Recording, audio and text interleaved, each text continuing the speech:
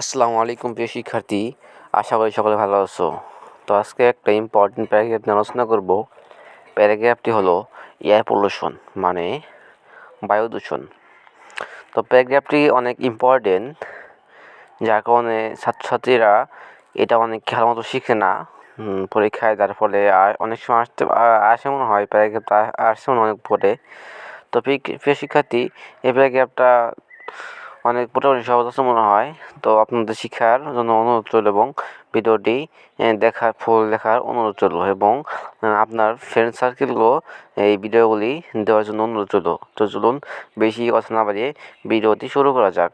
Air pollution. Air pollution is a very important element মানে উপাদান of our environment. এরপর creature মানে প্রাণী can live without air. It is the life-giving force. Clean air is essential for life, but polluted air is very harmful মানে ক্ষতিকর.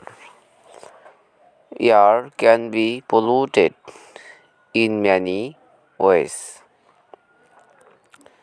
The most common agent that pollutes air is smoke. Smoke is products when we cook food, burn bricks and refuse মানে আবর্জনা.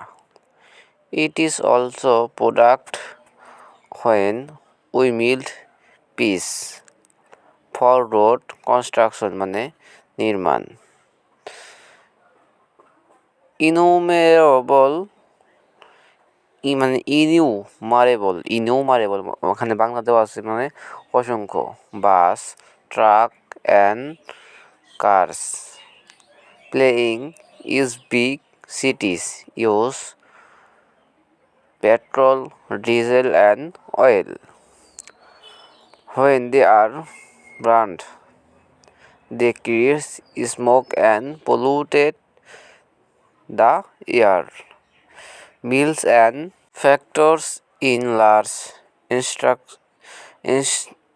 industrial areas also cause serious air pollution.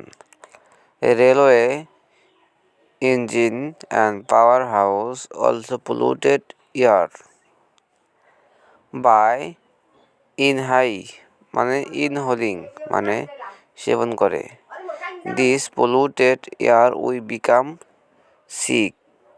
So for healthier and happier life, we should keep our environment free from air pollution.